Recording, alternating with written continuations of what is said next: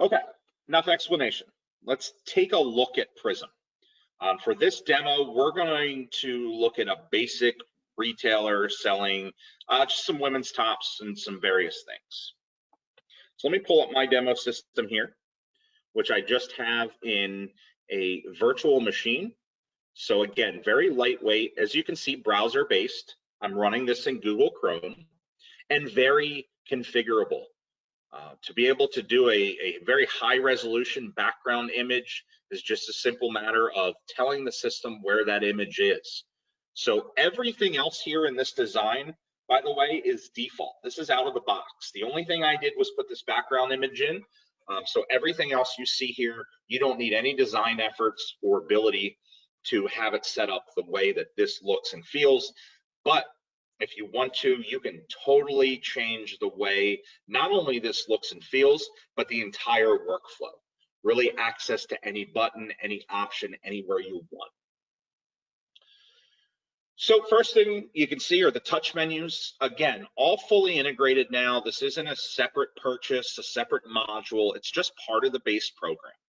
We can do anything from having multiple menus. So for example, if I go into jewelry, we can see I have necklaces, rings, and earrings. And underneath of necklaces, I have some product. Very simple previous to next page. If you have many items on multiple pages, a simple up one level or a main menu option. Yes, we can have pictures as well. So you can see I have just a few examples of that here. What a item image of a shoe might look like for our shoe store background here, and a couple of these collectible canvas tote bags as well. This may be a quick selling item I don't want to scan, and people are buying them right at the register. So just an example of that. Now to do a transaction, we have full capability for customer tracking, customer history, and it's actually much easier, I feel, in PRISM to add a new customer. So with the quick customer option, you can see this very quickly pops up a box and says, hey, who's your customer? So I'm just going to come up with a name and add a customer. And I'm going to add an email address.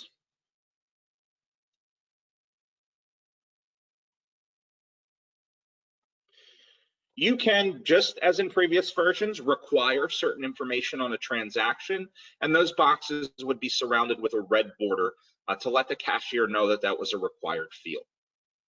I'm going to save that, and it's going to ask if he wants to enroll in our loyalty program. I'm not going to get into the details of customer loyalty, but as you can see, it's fully built into PRISM here. Lots of different options for points programs, item-based rewards. Certainly would love to show you that if that's something you're interested in as well. So I'm just simply going to enroll him, and you can see down here a simple message that said they've been enrolled in our default silver loyalty program.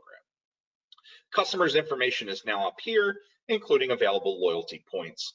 If this were an established customer, we could also go in and see full details about their purchase history, items purchased, transaction dates, everything that you're used to from RetailPro with customer history. I'm just going to add a couple items here to a receipt. So for example, I'm going to do a couple of women's tops.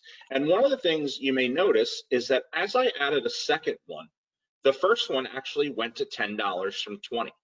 If I come in here, I can look at the discount, make any modifications, but I can also see why that discount happened. So the reason is a promo. The source is our promotions module, and I'm going to show you in a little bit how that works. Other nice features, we have the ability to do many things here right at the item level on the receipt. For example, I can come in and see details of this specific item, all the way up to including on-hand quantity across all my locations. So very quickly be able to come in and say, you know what, I don't have it here, but I have it at a different location. And if that is the case, we can set the item type to a send sale. Send sale is an option where if I don't have it here, but I want to complete the transaction and get the money, I can, and I can simply send that sale to another location. This is definitely something that will interest people who do sales orders. I can now do cash and carry receipts and sales orders on the same transaction. So if I wanted to come in and say, hey, this t-shirt here in whatever size color combination is currently not available, I can put that on a customer order. That's going to follow all the same rules about deposits and default amounts and requiring a customer. But what's going to happen is it's going to set one item to an order, one to a regular receipt. I'm going to take all the money, and the system's automatically going to create two documents. It's going to create a receipt and create a sales order.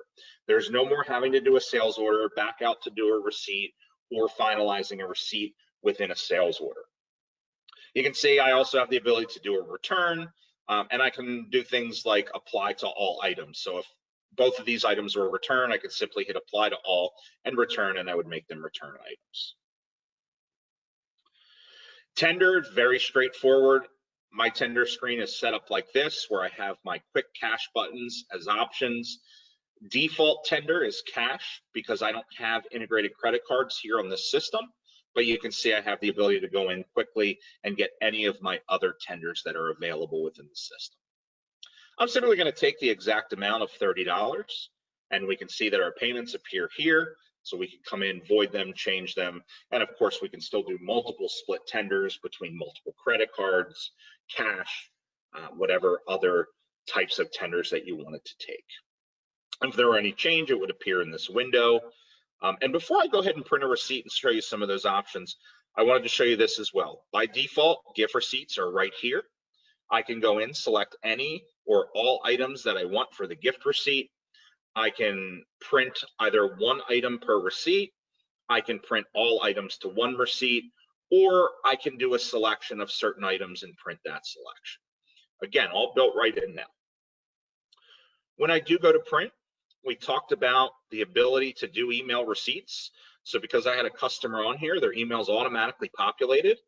And if I didn't have it, I could ask right here and now to say, hey, do you want a digital receipt? Just provide me your email address, and that's it. So I can print, I can email, or I can do both. I have the preview button here just to show you what a basic receipt looks like. Still very, very flexible in document design. It is a brand new and totally different document designer tool, but still allows the same functionality to be able to add logos, control what information is on the receipt, all the way down to return policies, letting people know we're having a 50% off on a second top promotion. And then as we can see, loyalty information here, automatically accumulating from the second I created the customer. They earned 27 points for their loyalty purchase today. And then however those points convert to dollars, that's totally up to you. Again, be happy to show you more on that customer loyalty module. Simply going to cancel that, and it's automatically going to take us back here to our next transaction. So the promotions, very easy to come here and go directly into our promotions module. We do, of course, have full security control over features and functionality, just as you have in version 8 and version 9. One example would be allowing people access to the promotions module. You can control that access just like you can control everything else. And here's our promotion here. So rather than create a new one, I'm just gonna go in and show you what we did here. As I said, this is a very simple utility. It has 4 basic tabs: general details, what is it? Activation details, when and where. Validation, what do you have to do?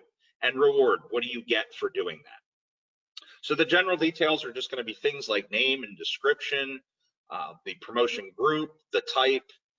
And you can see in types here, we have quite a few options, all the way up to just straight custom, where you design what you want.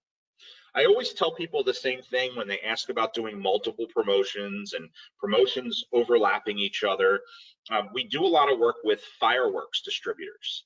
And if you've ever purchased fireworks anywhere, you may know that they are the most promotion heavy business that I've ever come in contact with. They can have upwards of 20 or 30 promotions on a single large transaction. And so far, they haven't been able to find a combination that doesn't work here in PRISM. As I said, a lot of work was put into this promotions module, and it came out really well. Coupons as well. We can do individual coupon numbers. So rather than just send out a generic coupon code, you can easily upload a list of, say, 1,000 numbers into RetailPro, and then send out 1,000 individualized coupons. So you not only know that a person came in and used the coupon you sent out, you actually know exactly who that was that you sent it to. And then the activation details, we can control anything from the start date and time down to the minute to an end date and time. So if you wanted to run a late weekday flash sale or something, you know, over the course of a weekend, but at interesting start and end times to grab people's attention, you can do that. You can control what stores they apply to. You can control anything about the where and when. Then, as I said, validation is just what do you need to do? You need to buy one item, and I have a filter set up that says the item has to be, it has to have T or top in the description. You can also do things like an item subtotal. This only applies to $20 and up tops, or the sales subtotal. You have to spend $100 in order to get this promotion. So again, lots of different options. And then the reward is just the flip of that, right? What do you get? You get one of the same item at a discount percent of 50. You can also do discount dollars or a fixed price or use a price level price for any of these as well. So that's it, right? It's just what, where, and when, what do I have to do, and what do I get, and I've created a promotion. We can see that we can keep a full list of promotions in here. You can activate and deactivate these. So if you run a weekly sale, you can simply turn that sale on and off. These promotions automatically go out to all of your point of sale stations or whatever stores and stations that you said should get the promotion inside of that setup. So as I said, a lot of options, but very simple and straightforward for people to come in here and understand this. We've had several people who kind of came in here and played around after getting PRISM, and we're already setting up and testing their own promotions before we actually even worked with them. Additional point of sale features, just to kind of give you an idea of what is here. We still have check-in, check-out, so we have time clock functionality, changing tills and drawers, pretty much standard stuff, disbursements, paid in, paid out, and then of course X and Z out functionality as a standard. That is point of sale, but what about everything else? Well, underneath here, simple store operations, but robust, has all of the features that we need for all of our inventory movement and sales. So under merchandise, I've got, of course, my inventory. When I go into my inventory, I can look up items. This is an item I was looking up earlier, and we can see everything about it. We can also, I'm just going to jump back. We can also still do a physical inventory, the modules here, of course, vendors and departments, different types of adjustment memos, now all broken out, so I can simply select the one I want versus selecting a memo and then having to choose a type. Of course, purchasing, purchase orders, pending purchase orders, and then a lookup from what's existing, and receiving. So we can still do vouchers. For anyone on version 9, you're probably familiar with ASNs. So all of that functionality and capability is still here. Vendor invoices for our 3-way matches and transfers. So anyone with multiple locations or even a store and a warehouse, all the transfer capability is still here, including slips, transfer orders, and if you're doing ASNs, transfer verification. And as I had mentioned before, employee management. We still have the concept of employees and groups, and all of the security levels are very, very similar.